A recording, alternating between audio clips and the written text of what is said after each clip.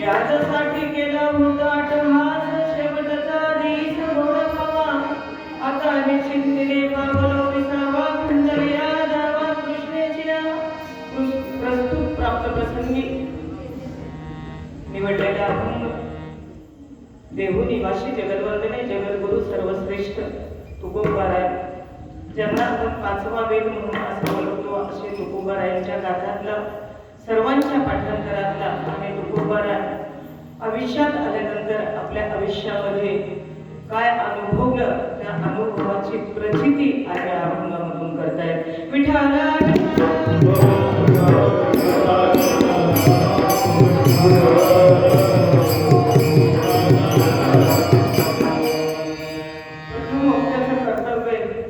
कार्यक्रमाचा परिहार देणे.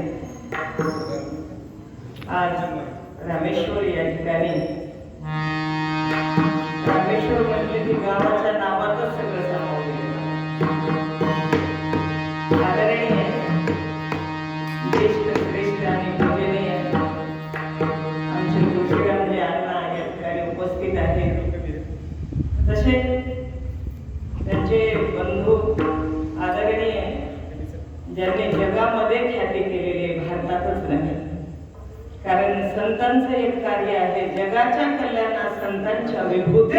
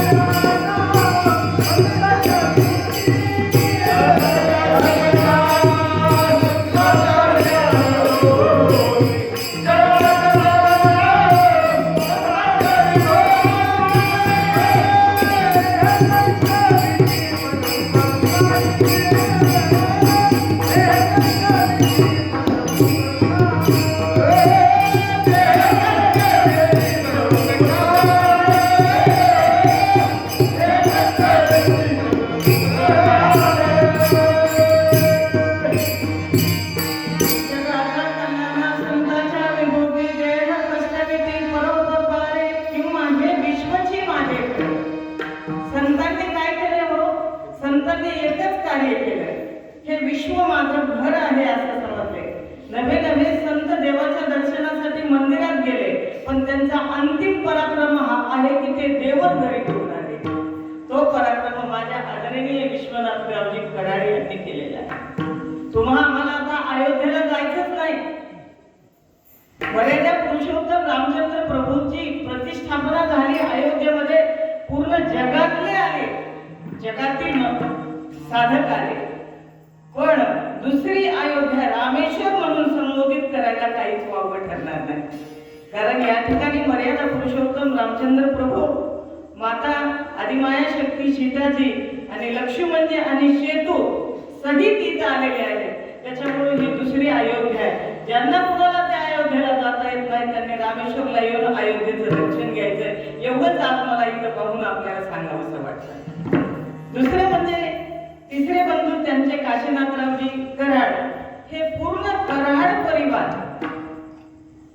मी आताच सांगितलं विश्वाची घर नाही, हे तर रामेश्वर म्हणजे त्यांचं कुटुंब आहे. आणि या कुटुंबामधील आदरणीय कैलासवासी मातोश्री रुक्मिणीबाई संभाजी कराड यांचं निधन झालं आणि त्यांच्या निधनानिमित्त आज गोड जेवणाचा कार्यक्रम. त्यांचे सुपुत्र असणारे सदाशिव संभाजी कराड आणि सदाशिव संभाजी कराड यांचे दोन सुपुत्र मारुती सदाशिव कराड आणि नरसिंह सदाशिव कराड. तसेच माझी लाडकी आणि छोटी भगिनी सुमन या कराड परिवाराच्या माध्यमामधून तुमची सेवा करण्याचा उत्तम लाभ मला प्राप्त झाला आणि तुमच्या दर्शनाचा त्यांच्या निमित्ताने लाभ प्राप्त झाला की मग माझं परम भाग्य समजते की आज अयोध्येमध्येच कीर्तन सेवा चालू आहे असं मला वाटतं. आणि या सेवेची संधी दिलेली आहे. जी सेवा आपण निवडली, जो अभंग निवडला, तो अभंग नैमित्तिक कीर्तन आहे. कारण मनुष्य हा कर्म करतच असतो, पण ह्या कर्माचे 4 प्रकार आहेत. आता एक नित्य कर्म, दुसरं नैमित्तिक कर्म, तिसरं काम्य कर्म आणि चौथं प्रायश्चित्त कर्म. नित्य कर्म म्हणजे जो दररोज केलं जातं, नियमाने केलं जातं, त्याला नित्य कर्म म्हणत असतात. दररोज स्नान करणं, माता माऊल्यांनी तुळशीला पाणी घालणं, आपल्या पतीचं दर्शन घेणं दररोज, त्याला नित्य कर्म म्हणतात.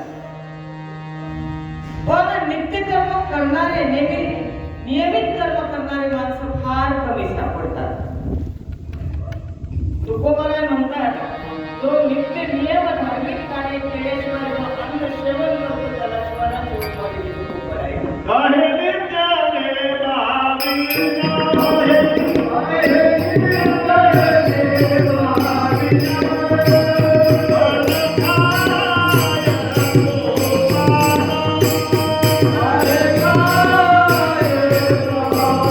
Hare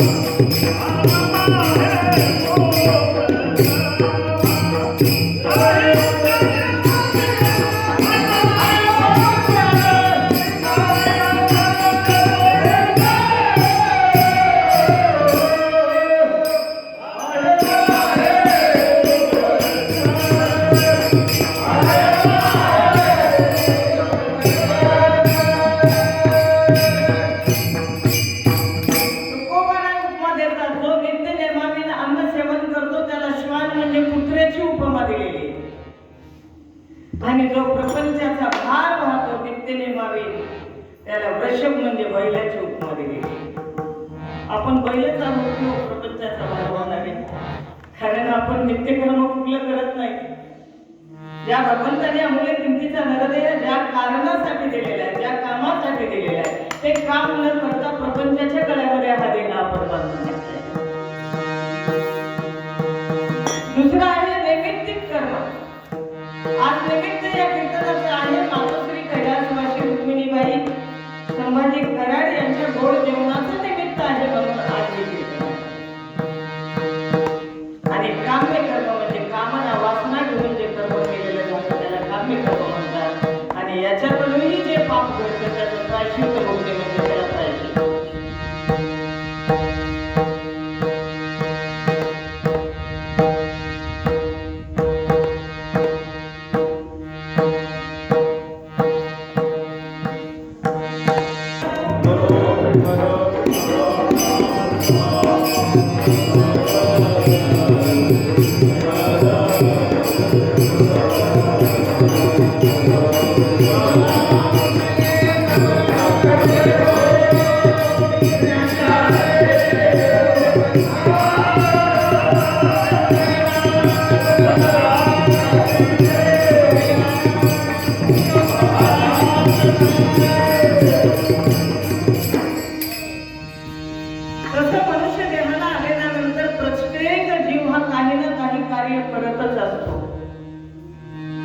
या मनुष्य देहाचं कार्य मरेपर्यंत संपत नाही, पण कार्य का करतो? मिळवण्यासाठी करतो. ते कार्यही संपत नाही आणि अंतकाळच्या श्वासापर्यंत मिळवणंही संपत नाही. तुकोबाराय म्हणतात, जसं अंतकाळच्या श्वासापर्यंत तुमचं कामही संपलं नाही आणि मिळवणंही संपलं नाही, ते उदाहरण मी डोळ्यासमोर न घेता मी कार्यही संपवलं आणि मिळवणंही संपवलं. म्हणून माझा शेवट गोड झाला असं खूप आहे. मग आम्ही कार्य करतो, मिळवतो, पण कशासाठी मिळवतो, काय मिळवतो, याच्यातलं आपल्या सोबत काही येणार आहे का? मायबाप जे मुलं आपल्या वडिलांची पुण्यतिथी करतात, गोड जेवण करतात, मासिक घालतात, आपल्या वडिलांच्यासाठी जे पुण्य कर्म करतात ते त्याच्यासाठी पर्वणी आहे. त्या मुलांसाठी सोम सूर्यादी ग्रहणे जेवणी सर्वजिनी पारवणे का माता पितर मरणे अंकित ते दिवस.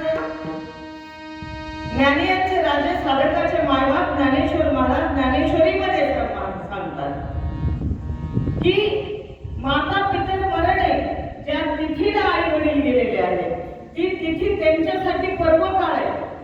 आणि त्या पर्वकाळाच्या दिवशी जे अन्नदान केलं, ज्ञानदान केलं, वस्त्रदान केलं, ते पुण्य फक्त आपल्या वडिलांना आपणच देऊ शकतो. या प्रपंचातला कमवलेला कुठला एक नया पैसा सुद्धा त्या वडिलांच्या प्रेतेर्थ किंवा त्यांना आपण देऊ शकतही नाही आणि ते घेऊनही जाऊ शकत नाही. आपण जर त्यांना देऊ शकत असेल तर आपण आता तसं पाहिले तर प्रत्येक जीव हा मरणाराच आहे आणि मृत्यू पावल्यानंतर काही या देहावर संस्कार होतात आणि काही जीवावरही संस्कार होतात. कारण माता बरोबर राहिल्यापासून ते या जीवावर 16 संस्कार केले जातात. त्यापैकी मुख्य 4 संस्कार. पहिला संस्कार आहे गर्भसंस्कार, दुसरा आहे नामकरण संस्कार, तिसरा आहे विवाह संस्कार आणि चौथा आहे अंत्यसंस्कार. नामकरण संस्कार आणि अंत्यसंस्कार हे करावेच लागतात. कारण नाम जर या देहाला नाही ठेवलं तर या देहाला कुणीच ओळखणार नाही. माझ्या आईनं माझं नाव जनाबाई ठेवलेले म्हणून हरिभक्त परायण जनाबाई यांचा आज कीर्तन आहे. या नावाने तुम्ही ओळखलं. तसं नामकरण संस्कार हे झालाच पाहिजे आणि अंत्यसंस्कार हे कोणाला चुकवता येत नाही. कोणाला इंद्रापासून ते मच्छरापर्यंत महाराज कोणीच इथं अनंत अवतार घेतले भगवंताने, पण ह्या अवतार कार्य पूर्ण करून सुद्धा देवांना जावं लागलेले. म्हणून जो इंद्र आहे ज्याच्याकडे अमृताची कोठार भरलेली इंद्राच्या दरबारामध्ये, त्या इंद्राला सुद्धा मृत्यूची एकदा पाळी द्यावीच लागते. मग मृत्यू पावल्यानंतरही आपण अंत्यसंस्कार करतो. अंत्यसंस्कार झाल्यानंतर जो देहावर निकटचा संस्कार आहे तो रक्षा विसर्जन करणे, आपल्या भाषेमध्ये राग सावळ. आपण म्हणतो एकदा या देहामधून चैतन्य भगवंताने काढून घेतलं की हा मृत्यू पावला म्हणून आपण घोषित करतो. आणि मृत्यू पावल्यानंतर महत्वाचे हे दोन संस्कार देहावर करतो. पण या जीवाचं नेमकं काय होतं याचा आपल्याला विचार करायचा आहे थोडासा. काही मुलं म्हणतात माझ्या बाबांचा माझ्या आईची मांडी डोकं माझ्या मांडीवर होतं. कोणाचं? माझ्या आईचं म्हणा माझ्या बाबांचं म्हणा डोकं माझ्या मांडीवर होतं आणि मांडीवर डोकं असताना माझ्या देखत जीव निघून गेला की हो आणि माझे बाबा निघून गेले. पण जीव आपल्याला दिसलेला नाही. ज्या वेळेला हलणं बोलणं खाणं पिणं हे सर्व बंद झालं त्यावेळेला मृत्यू पावला किंवा प्रयाण झालं आपण घोषित केलं. पण तो जीव नेमका कुठे गेला? तो जीव जातो कुठं? हा जीव एकतर ब्रह्मलोकाला जातो आणि दुसरं वासना घेऊन परत येतो चंद्रलोकापर्यंत जाऊन. मग हा जीव जात असताना त्याला दोन मार्गाने जावं लागतं. एक मार्ग आहे देवयान मार्ग आणि दुसरा मार्ग आहे पितृयान मार्ग. देवयान मार्गाला अर्चिरा मार्ग म्हणतात आणि पितृयान मार्गाला दुर्गुण मार्ग असं म्हणतात. ज्ञानेश्वरांनी 8व्या अध्यायामध्ये फार सुंदर वर्णन केले.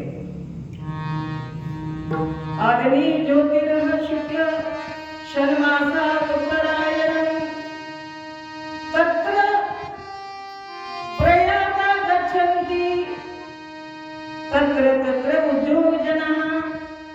म्हणजे जे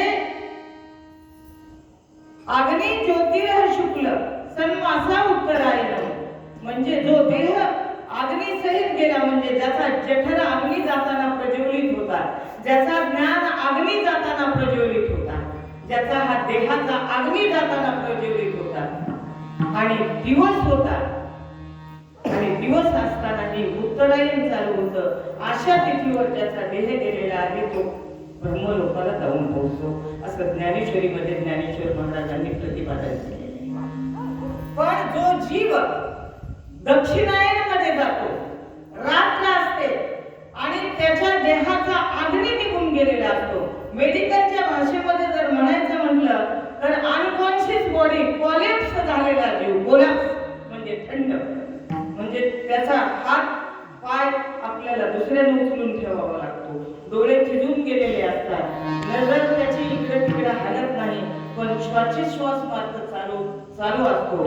देहीचा जरी अग्नी गेला देह नव्हे चिखल झाला. लक्षात येते ना मी काय बोलते? असा ज्याचा प्रयाण होतो किंवा असं ज्याचा जीव जातो तो मात्र इंद्रलोकापर्यंत जातो आणि तो वापस येतो वासना घेऊन जन्माला येतो. त्याला बडाय दुसऱ्या भाषे म्हणतात दुसऱ्या भाषेमध्ये सांगतात आगा कर्मे जे उरावे तेही सुख दुःखी फळावे तया ते भोगावे जे कर्म केलेलं आहे ते कर्माचे भोग भोगून देण्यासाठी आपण जन्माला येतो आणि जन्मल्यानंतर मृत्यू हा अटळ असल्यानंतर मेल्यानंतर जे 12 महिने संपतात 12 महिन्याचे 12 मासिक घालतात. सुना स्वतः आमच्या बहिणीबाईला सासूबाईंचं मासिक घालावं लागेल. का मासिक घालायचे ते आपल्याला कळलं पाहिजे. माझ्या शेजारणीने घातलं म्हणून घालायचं का? माझ्या मित्राची आई वारली म्हणून माझ्या आईचं मासिक घालायचे का? किंवा येथ वडील जे करीती तया नाम धर्म ठेवते म्हणून मासिक घालायचे का? अहो लोक करतात म्हणून मला करायचं नाही. का करतोय मी हे समजलं पाहिजे माणसाला. हा जो जीव निघून गेलेला आहे सूक्ष्ममध्ये निघून गेलेला आहे तो तिसऱ्या दिवसापर्यंत आपल्या दारातच थांबलेला असतो. कारण त्याला आसक्ती प्रपंचाबद्दल सुटत नाही म्हणून आसक्त झालेला जीव हा दरवाजाच्या कुठल्या तरी एखाद्या वृक्षावर किंवा कुठेतरी ओंडक्यावर बसून आपल्याकडे पाहत असतो. याच्यासाठी आयुष्यभर मी हाडाची काढ केली, रात्रीचा दिवस केला. आई म्हणते माझ्या मुलासाठी मी तळहाताचा पाळणा केला. आज 3 दिवस झाले माझा मुलगा माझं स्मरण करतोय का, माझ्यासाठी काय करतोय का हे आतुरतेनं माता त्या वृक्षावर बघून वाट पाहत असते. आणि तिसऱ्या दिवशी ज्या वेळेला आपण राग सावळतो आणि रक्षा विसर्जनाला बाकीचे माणसं जातात आणि हा मुलगा आपल्या आईला नैवेद्य देतो. त्यावेळेला काय ती माता ती नैवेद्य सेवन करते आणि तृप्त होते. तिसरा दिवस संपल्यानंतर हा सूक्ष्म जीव प्रवासाला सुरुवात करतो. फक्त 5 किलोमीटरच्या अंतराच्या आतच आसक्ती राहते ह्या जीवाची आणि हा जीव 5 किलोमीटरच्या अंतराच्या आतच तिथं घुटमळत असतो. कुठं? नातवंडामध्ये, सुनेमध्ये, मुलामध्ये, मुलीमध्ये घुटमळत असतो. आणि आज जे गोड जेवणाचा कार्यक्रम आहे त्या जेवणाची वाट पाहत असतो तो जीव. त्याला एवढे दिवस अन्न मिळालेले नसते. कुणी जाऊन नैवेद्य दाखविला का तिथं? दहाव्याला दाखवतो आपण आणि गोड जेवणाच्या दिवशी दाखवतो. 2 वेळेला 3 वेळेला त्या जीवाला अन्न प्राप्त झालेलं आहे. आणि आज गोड उद्याला या जीवात्म्याला नैवेद्य दाखवल्यानंतर हा तृप्त होतो आणि त्याच्या प्रवासाला सुरुवात करत असतो. हा सूक्ष्म जीव 1 महिन्याचा पूर्ण प्रवास झाला म्हणजे 1 दिवसाचा मुक्काम झाला. ज्या तिथीवर हा देह गेलेला आहे त्याच तिथीला मासिक घालायचं म्हणजे त्या तिथीला त्या जीवाच्या प्रित्यार्थ घातलेलं जेवण त्या जीवात्म्याला पोहोचत असतो आणि तो जीवात्मा तृप्त होत असतो. म्हणून 12 महिन्याचे 12 मुक्काम त्या जीवात्म्याचे होतात. आणि 12 महिने म्हणजे आपले 1 वर्ष 365 दिवस आणि 12 महिन्याचा 1 मुक्काम म्हणजे फक्त 12 मुक्काम त्या जीवाचे. आणि त्या 12व्या मुक्कामाला त्या तिथीला तो देह दक्षिण दिशेला यम दरबारामध्ये जाऊन पोहोचत असतो. यम दरबारामध्ये जाऊन पोहोचल्यानंतर यमराजा जो पापी आहे त्याचं स्वागत कसं करतो महाराज?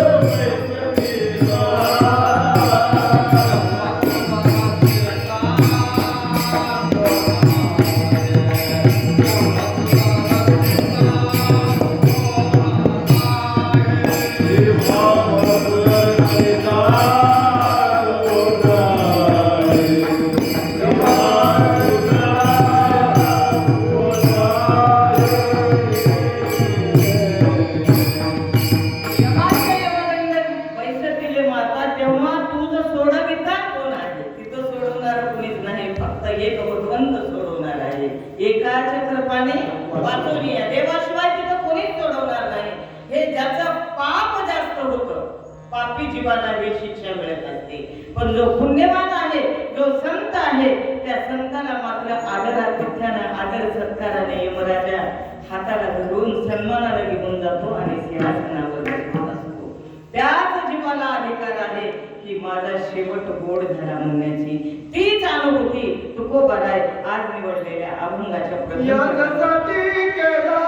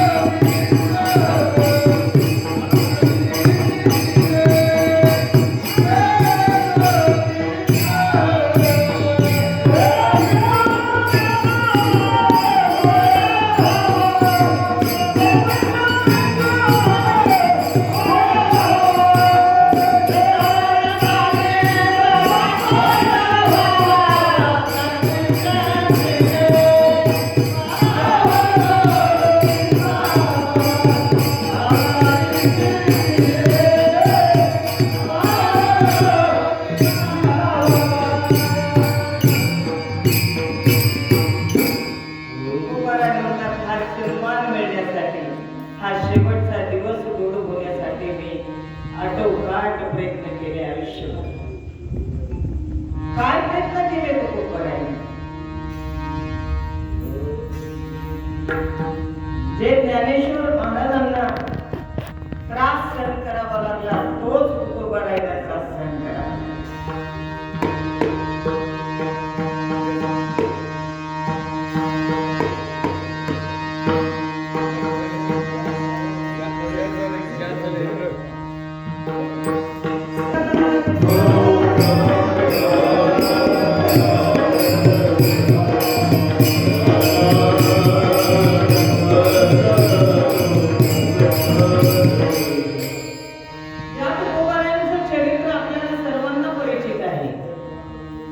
तुकोबराय खरं पाहिलं तर श्रीमंत होते आणि शेतकऱ्यांना बऱ्याचशा कर्ज देत होते, एवढी श्रीमंती होती. पण पहिले कर्जमुक्त जर कुणी केलं असेल तुकोबरायांनी तर कर्जमुक्ती शेतकऱ्यांची पहिल्यांदा तुकोबराय. दुष्काळ पडल्यानंतर पहिली पत्नी होती ती अण्णांना करून वारली, आवडी नावाची. एक श्री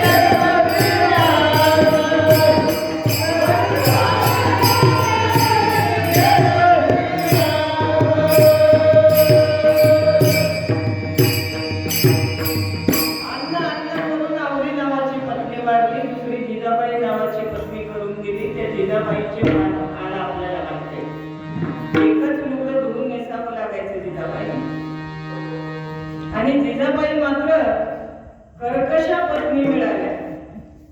तुकोबरायांनी त्यातही समाधान मानलं. बरे झाले देवा, बाईने वारली हे बरं झालं म्हटले आणि दुसरी मिळाली की कर्कशा मिळाली तेही बरं झालं म्हटले. कारण जर तिच्या प्रेमात पडून मी घरी राहिलो असलं तर माझं भजनाला अडथळा झाला असता. म्हणून ती शिव्या दिल्या जिजाबाईने की आमच्या गडावर गोराट गावाच्या गडावर आमच्या तुकोबरायांनी भजन करण्यासाठी जायचं. शेवटी भजन करून आल्या की जिजाबाईंना परत शिव्या द्यायच्या आणि म्हणायचं, माझे माये बापे बडे नाही केले पदरी बांधिले गरीबा पदरी बांधिले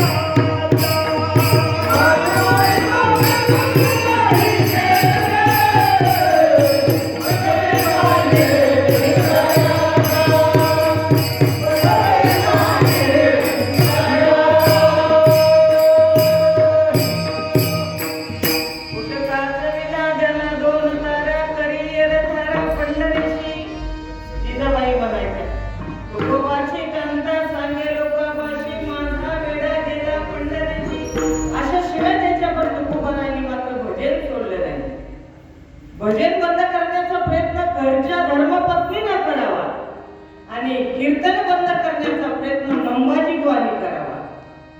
ज्या मंबाजी बुवानी काट्याच्या फासाने तुकोबरायांना कीर्तनात येऊ म्हणून कीर्तनाकडे येत असतानाच काट्याच्या फासाने झोडपलं आणि रक्तबंबाळ केलं तुकोबाराय. आणि तसेच तुकोबाराय मंदिरामध्ये पांडुरंगाच्या आले कीर्तनाला प्रारंभ केला. पण मुख्य श्रोता मंबाजी बुवा दिसत नाहीत म्हणून कीर्तन करताना महाराजांची द्विधा अवस्था झाली. कसं तरी कीर्तन संपवलं आणि कीर्तन संपल्याबरोबर मंबाजी बुवाच्या दाराची कडी वाजवली रात्री 12 वाजता. बुवा दार उघडा, दार उघडा बुवा. धाडकन झोपेतनं जागे होऊन मंबाजी बुवाने दार उघडलं तर तुकोबाराय समोर दारामध्ये पाहिले आणि विचारलं, तुकोबा तुमची इथं याची हिंमत अजून? तुम्हाला एवढं काठीनं झोडपलं तरी तुम्ही माझ्या दारामध्ये आलात, आता काय उरलं अजून तुमचं? त्यावेळेला तुकोबाराय म्हटले, मला काहीच नाही पाहिजे. माझं भजन बंद झालं तर होऊ द्या, कीर्तन झालं बंद झालं तर होऊ द्या, पण मला कीर्तनाला जात असताना एवढं रक्तबंबाळ केलं, किती वेळा या हाताने मला मारलं आणि ते हात तुमचे किती दुखत असतील, माझ्यावर एवढाच उपकार करा की मला एकदा तुमच्या हाताने पाय चेपून देऊ द्या. याला संत म्हणत असतात. मंबाजी बुवानी तुकोबारायांचं हे वागणं पाहिलं आणि मंबाजी बुवा नतमस्तक झाले, माझ्याकडून चुकलं म्हटले. रामेश्वर बुवांनी सुद्धा तोच त्रास दिला. रामेश्वर बुवांनी 5000 अभंगाची गाथा इंद्रायणीमध्ये बुडवण्यास भाग पाडलं रामेश्वर भट्टाने. आणि रामेश्वर भट्टाला प्रचिती काय आली? 13 दिवस बिना अन्न आणि बिना पाण्याचं धरण धरून बसणारे तुकोबाराय आणि 13व्या दिवशी ज्या वेळेला दगडासहित गाथा इंद्रायणीमध्ये तरंगून आली, ही प्रचिती जळी दगडासहित बघा जळी, दगडासहित बघा जळी, दगडासहित बघा जळी, दगडासहित बघा जळी.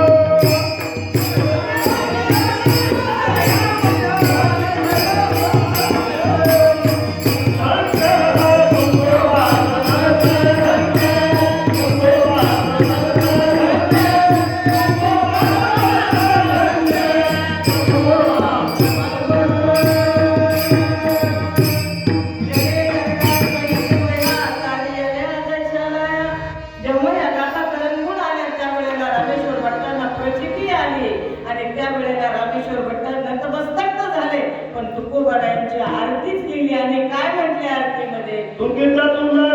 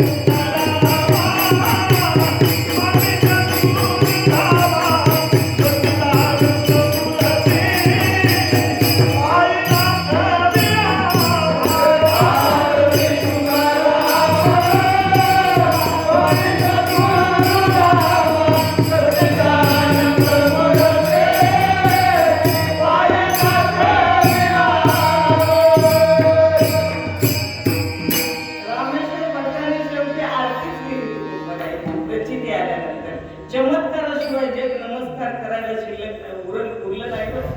चमत्कार कळला आणि रामेश्वर भट्टाने आरती घेतली. माझ्या तुकोबारायांची ख्याती जगामध्ये पसरली. तरीही गावच्या पाटलाने त्रास दिला, गावच्या लोकांनी अनेक जणांनी त्रास दिला, पण हा त्रास कधीच असणारे बंद त्या भगवंताने ह्या वेदना हा त्रास भक्ताला झालेला सहन झाला. भगवंत म्हटले, तुकोबा तुम्ही कितीही जगाला सौजन्याने जरी वागलं तरी जग तुम्हाला त्रास देतच राहील, त्यामुळे मी आता तुम्हाला माझ्यासोबत घेऊन जाणार. बस झाला त्रास आता या पृथ्वी तलावर.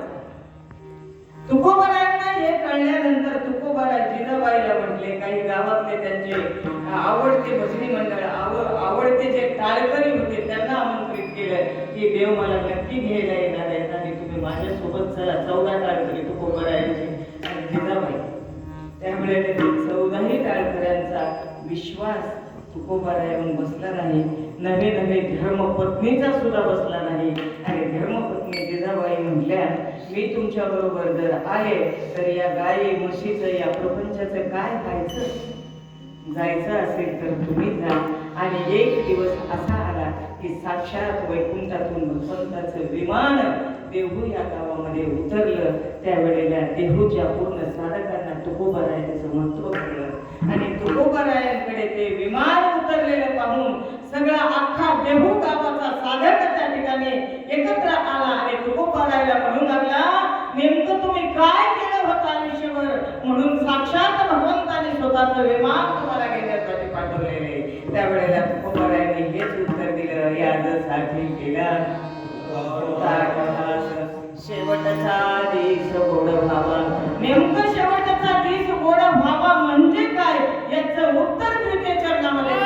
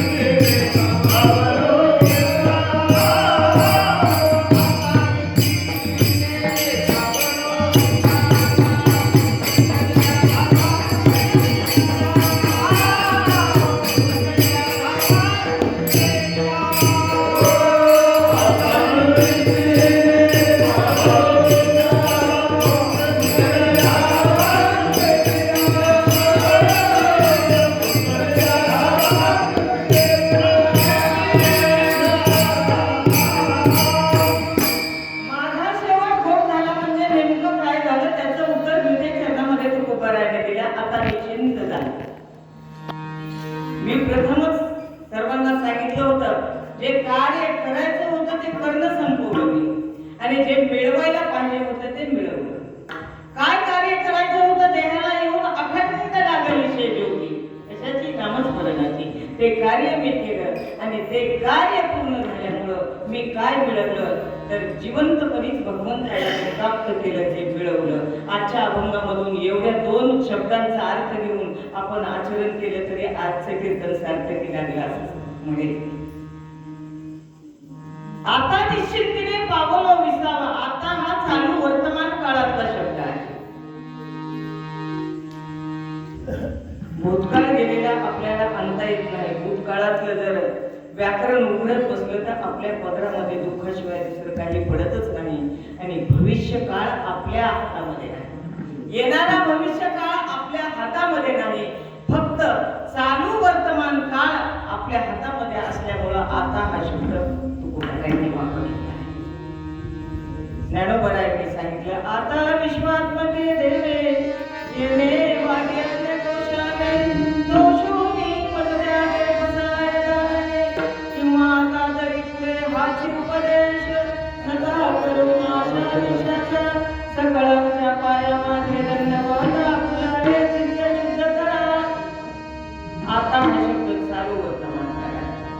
आणि तुकोबाराय म्हटले आता मी निश्चिंत झालो. आता निश्चिंत झालो म्हणजे जी चिंता करत होतो देव मिळवण्यासाठी तो देव प्राप्त झाल्यामुळं माझी चिंता निघून गेली. आणि देहाच्या दृष्टीने जर म्हटलं तर चिंता ते पळाली गोकुळा बांधली प्रवेश वितरी केला देवी. गोकुळ म्हणजे काय? गोम नाम इंद्रिय आणि कुळ म्हणजे इंद्रियाचा समूह, याला गोकुळ असं म्हणत असतात. चिंता ते पळाली गोकुळा बाहेरी हा शब्द वापरते. ज्या गोकुळामध्ये प्रपंचाबद्दल चिंता चालू होती त्या चिंतेची जागा चिंतनाने घेतली आणि चिंतन भगवंताचं सुरू झालं की देव त्या ठिकाणी येऊन प्रस्थापित होत असतो. काय होत असतं? म्हणून संतांनी हे कार्य केल्यामुळं ज्ञानोबा एका ओळीमध्ये दृष्टांत देतात. ते वर्तत दिसते देवी करीबे देवी घर माझे खाली आणि मी तयांचे हृदय समग्र बसे. मी त्यांच्या हृदयामध्ये समग्र नितांत राहत असतो. ज्यांची चिंता निघून गेली आणि ज्यांच्या हृदयामध्ये सतत चिंतन चालू आहे त्यांच्या हृदयामध्ये राहत असतो. आणि मी माझ्या हृदयामध्ये साठवला नाही, साठवलाच, पण मी सदैव वैकुंठाला गेलो म्हणून माझी चिंता पळून गेली. चिंता ते पळाली गोकुळा बाहेर किंवा आता निश्चिंतीने पावलो विसावा.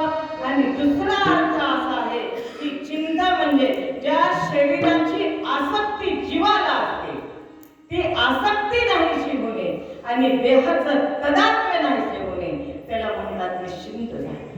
आमच्या गौऱ्या पुढे गेल्या तरी आमच्या या देहाबद्दलची माया आमची सुटत नाही. जरी घातला अधजरी तरी स्त्री कुठे न्याहारी नाथवंडे आले मदजवळी ममते वेळी प्रसंगी. कोण म्हणतंय? बालकांडामध्ये शांती ब्रह्म एकनाथ महाराज म्हणतात. बालकांडामधली बोली शांती ब्रह्म एकनाथ महाराज असंच झाले का? नाथवंडे आले मदजवळी ममते वेळी देहांत हा शब्द आहे तिथे. म्हणजे ममता माया ही या जीवाला सोडत नाही. हा जीव खरं पाहिलं तर सुखी आहे का दुःखी आहे? दुःखी आहे.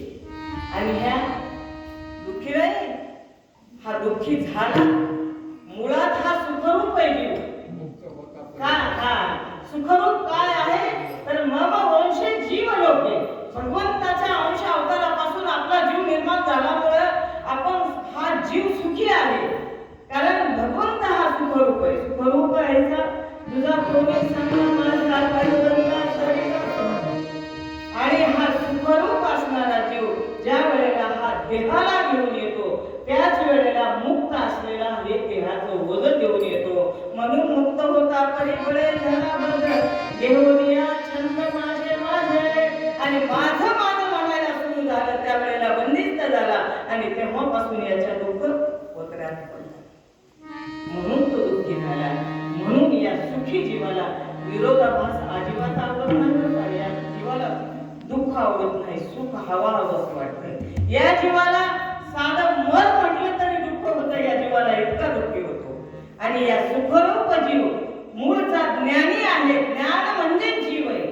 पण या मायेमुळे ह्या जर सुप्त झालेलं ज्ञान आहे ते प्रचितीला आल्यानंतर तो ज्ञानी झाल्यानंतर ज्ञानी माणसाला दुःखरूप संसार सुखरूप भासू लागतो.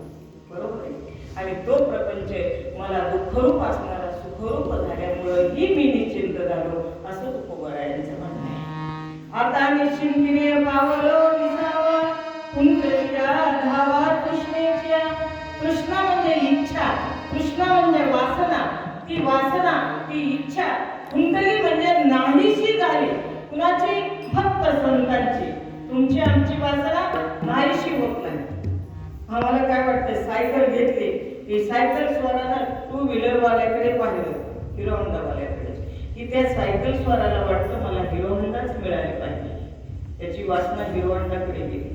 हिरो होंडावाला चालवत होता. चालवत असताना ते समोरचा हँडल पकडून स्पॉन्डिलायटिसचा त्रास सुरू झाला. मणक्याचा मान दुखायला लागले, हाताला मुंग्या यायला लागल्या, चक्रा येऊ लागल्या. आणि जात असताना बाजूनं 10 लाखाची एक गाडी पाहिली फोर व्हीलर, त्याला वाटू लागला आपल्याला आता ती गाडी मिळाली पाहिजे. बरोबर आहे. त्याने तीही गाडी मिळवली. कष्टाळू होता बिचारा, प्रामाणिक होता, भ्रष्टाचारी नव्हता, स्वतःच्या कष्टाने गाडी मिळवली. पण गाडी मिळवल्यानंतर ती गाडी चालूनही, स्टेअरिंग धरूनही परत पाठीच्या मणक्याचा त्रास झाला, सुरू झाला. बरोबर आहे का? कंटिन्यू सिटिंगमुळं त्याला वाटू लागला आता आपल्याला विमान पाहिजे. विमानात बसलं तर बरं राहील. तो उद्योगपती असल्यामुळं त्याने विमानही खरेदी केलं बघा. आणि दोन भाऊ असल्यामुळे दुसरा भाऊ म्हणायला लागला मला पण विमान पाहिजे तुझ्यासारखं. त्या दोन्ही भावांनी विमान खरेदी केलं. मला सांगायचं की आमची तृष्णा, आमची वासना ही वाढत जाते, प्रापंचिक जीवाची, पण संतांची वासना जळून गेलेली. पण ती जळून कधी जाते? जेव्हा संतांच्या रजतनाचा स्पर्श आपल्याला होईल, त्यावेळेला वासनेचे बीज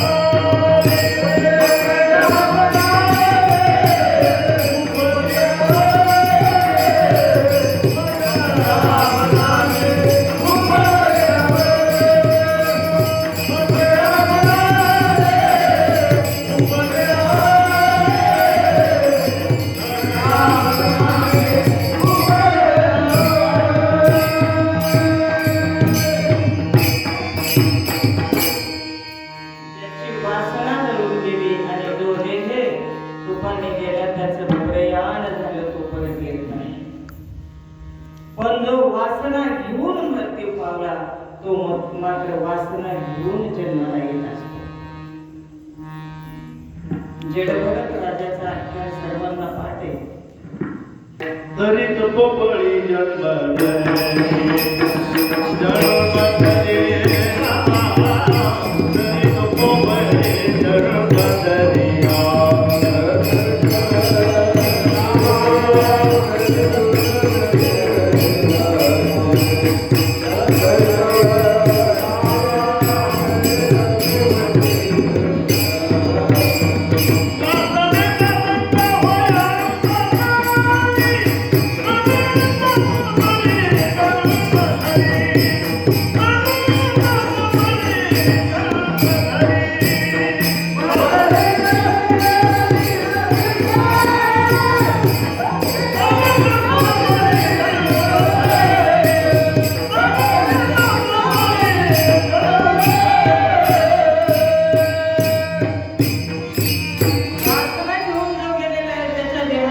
वासन झाल्याशिवाय म्हणून वासनेच्या संगे नको जाऊ मना पाहत्या रावणा कैसे झाले इंद्रिया पडले भग चंद्र झाला कला नारद तुटला झाला भजनाचा ही वासना आहे. मग वासना नेमकं कशाला म्हणायचं? पंचपक्वान्नाचं जेवण केलं बरे का आणि तृप्तीचा ढेकर दिला आणि जेवण करून ढेकर दिल्याबरोबर जात जात असताना सरळ घरी जायचं ना, जात जाताना हळूच खिशामध्ये हात जातात. तंबाखूच्या डबीकडे तंबाखू खायची गरज आहे का वासना? गरज आहे का वासना? वासना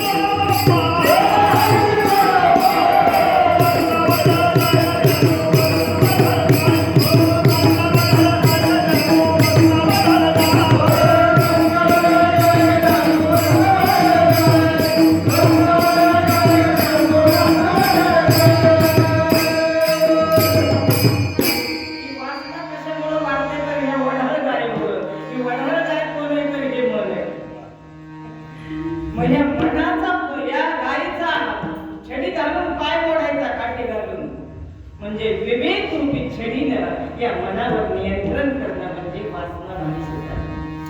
हे मन ताब्यात आणणे चंचल आहे.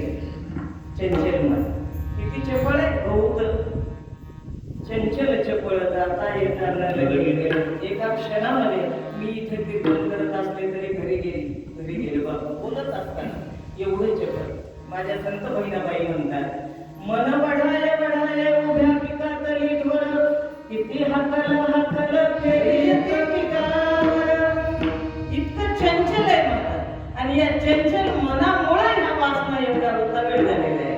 आणि त्या वासना काय झाल्या, कुंडलिया धावा कृष्णेची ह्या धावा आमच्या त्या वासनेच्या पोटी धावावं लागत होतं, पळावं लागत होतं. ते बंदिस्त झालेले आहेत त्या वासना आणि त्या बंदिस्त झाल्यामुळं झालेलं जे जीवन आहे, झालेलं जे आयुष्य आहे, या आयुष्यामध्ये जे कर्तव्य केलेलं आहे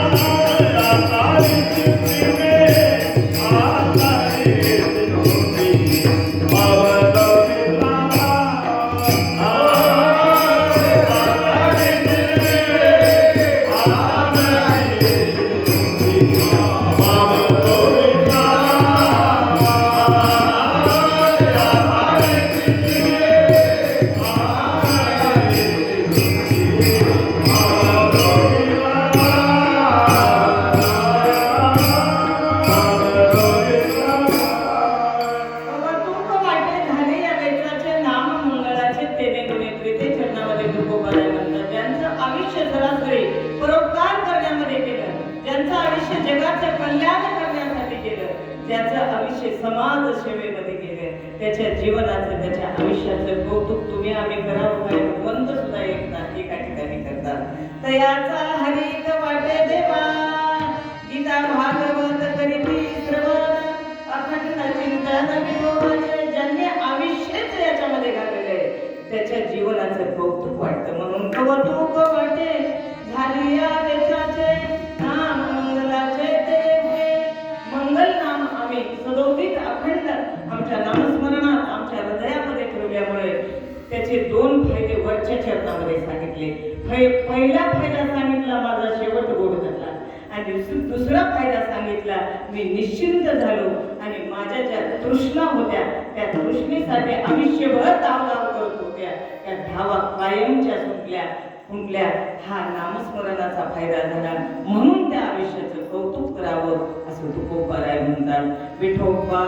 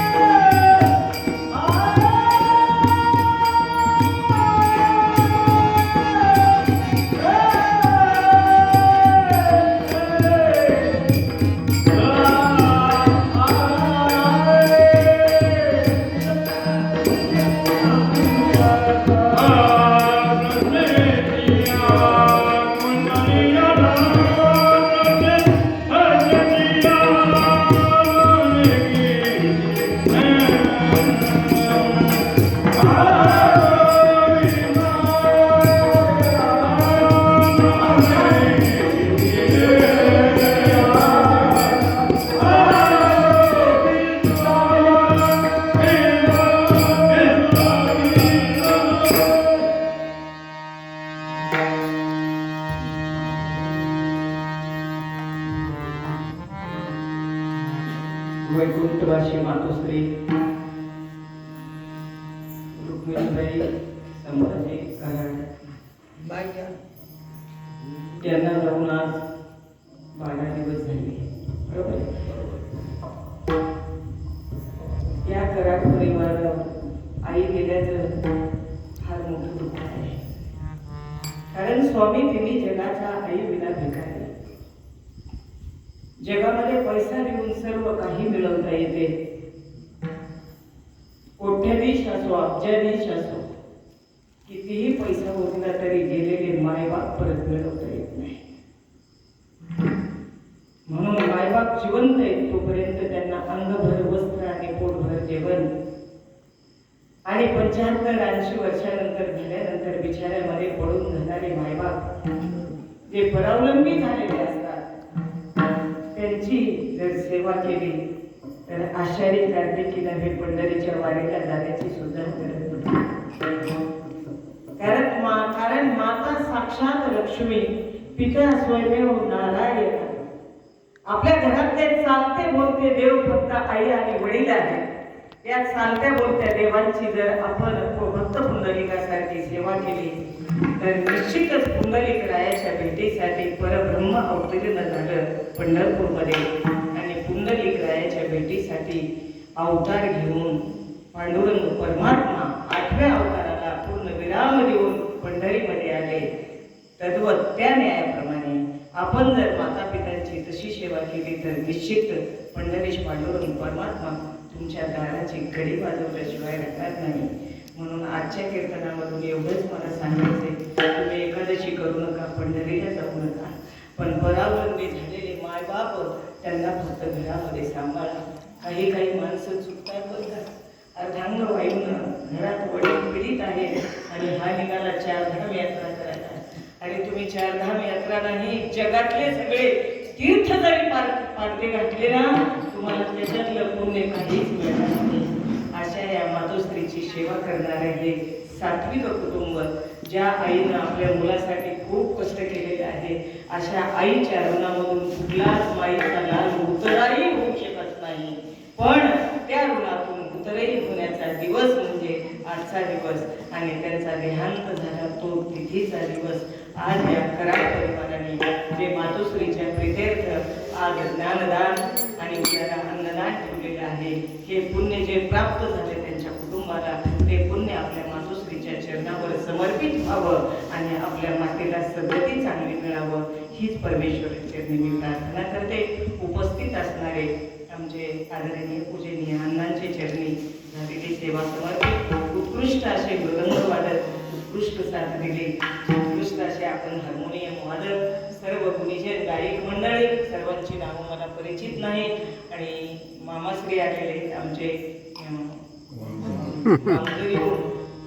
यांच्याही चरणी मनोभावे वंदन. आमचे बंधू महाराज शेख बहिणीच्या हाकेला कधीही नाही हजर राहतात, त्यांच्याही चरणी झालेली सेवा. उपस्थित माता माऊल्यांच्या चरणी झालेली